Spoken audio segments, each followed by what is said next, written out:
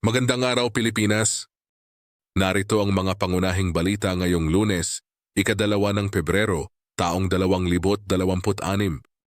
Dalawang magkasunod na impeachment complaint, opisyal nang inihain laban kay Vice Presidente Sara Duterte sa Kamara de Representante.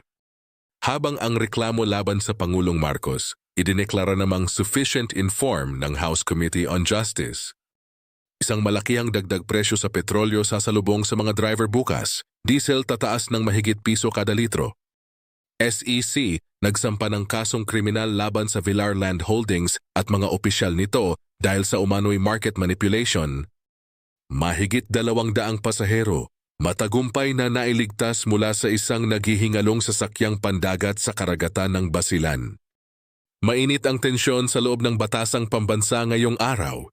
Sa loob lamang ng wala pang 2 oras, dalawang magkahiwalay na impeachment complaint ang isinampa laban kay Vice President Sara Duterte. Ayon sa ulat, 45 miyembro ng militanteng grupo at dating mga mambabatas mula sa Makabayan Bloc ang nanguna sa paghahay ng mga reklamo. Ipinaliwanag ni dating Congressman Nery Colmenares na hindi na nila hinintay ang Pebrero 6 dahil pinapayagan naman umano ng Korte Suprema ang mas maagang paghahain. Sa kabilang dako, hindi rin ligtas si Pangulong Ferdinand Bongbong Marcos Jr. sa banta ng pagkakaatras sa pwesto. Ang dalawang impeachment complaint laban sa Pangulo ay idineklara ng sufficient inform ng House Committee on Justice ngayong Lunes. Ayon kay Batangas Representative Gerville Luistro, ito ang unang hakbang upang usisain ang nilalaman ng mga reklamo. Samantala, sa Senado, nagkaroon din ng paggalaw sa liderato. Itinalaga ang dating House Secretary General bilang bagong Senate Secretary. Kasabay nito, mariing pinabulaanan ni Senate President Tito Soto ang mga chismis na may planong patalsikin siya sa kanyang pwesto. Sa iba pang balitang politika, isinusulong ni Senator Loren Legarda ang Anti-EPAL Act. Layon ng panukalang ito na ipagbawal ang paglalagay ng pangalan at litrato ng mga opisyal ng gobyerno sa mga proyekto ng pamahalaan upang maiwasan ang credit grabbing. Dumako naman tayo sa kalagayan ng ating ekonomiya. Inaasahang tataas ang presyo ng petrolyo bukas, Pebrero 3.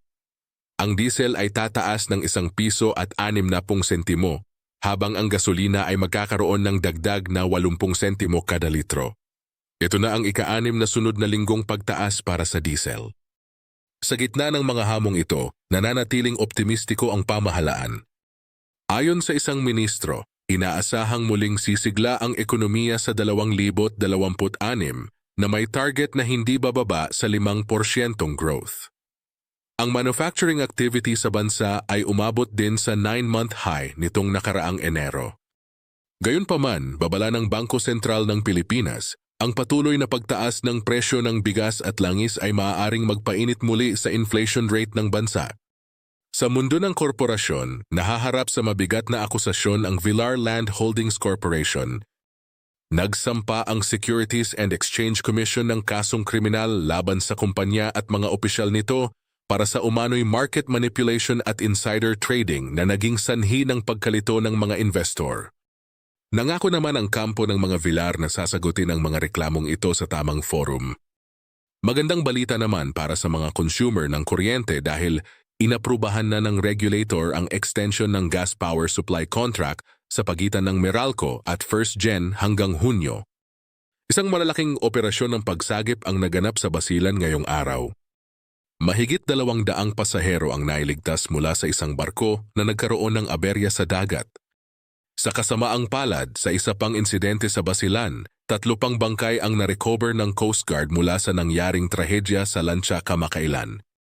Sa Cebu, 1 taong suspensyon ang ipinataw ng Ombudsman laban kay Minglanilla Mayor Rajiv Enad, kasama ang kanyang Vice Mayor at mga konsehal. Ito ay kaugnay ng mga usapin sa basura at administrasyon sa naturang bayan. Nagbabala rin ang Philippine National Police sa publiko laban sa talamak na cryptocurrency scams at online investment frauds na patuloy na nambibiktima ng maraming Pilipino. Ayon kay PNP Chief General Jose Melencio Nartates Jr., kailangang maging mas mapagmatsyag ang publiko sa kanilang pinapasukang transaksyon online.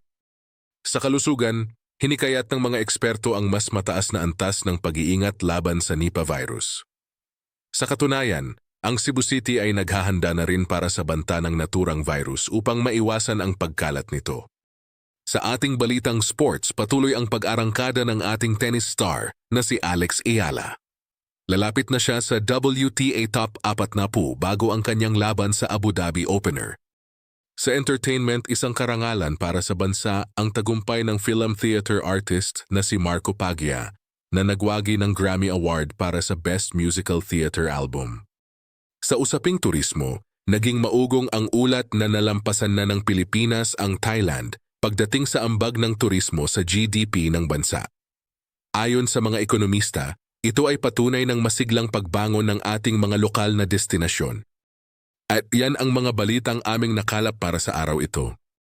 Muli ang ating mga headlines.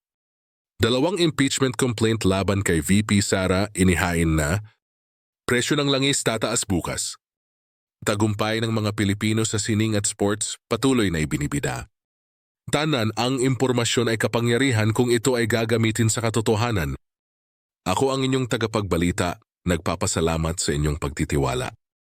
Huwag kalimutang mag-like, share at subscribe. Maraming salamat po.